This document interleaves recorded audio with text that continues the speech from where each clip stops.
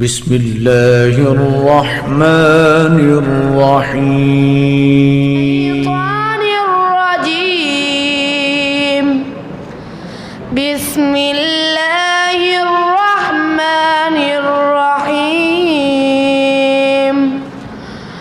الرحمن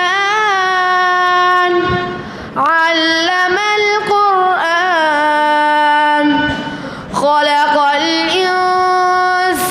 علمه البيان الشمس والقمر بحسبان والنجم والشجر يسجدان والسماء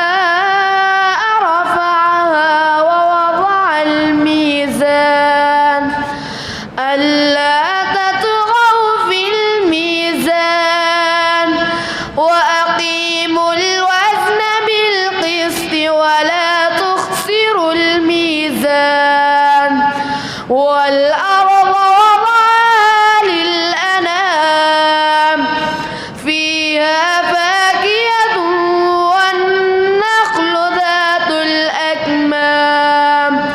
والحب ذو العصف والريحان فبأي آلاء ربكما تكذبان خلق الإنسان من صلصال كالفخار وخلق الجان من مارج من نار فبأي آلاء ربكما تكذبان رب المشرقين ورب المغربين فبأي آلاء ربكما تكذبان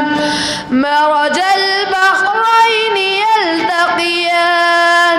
بينهما برزخ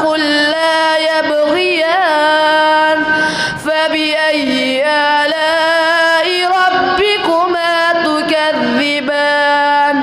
يخرج منهما اللؤلؤ والمرجان فبأي آلاء ربكما تكذبان وله الجوار المنشآت في البحر كالأعلام فبأي آلاء ربكما تكذبان صدق الله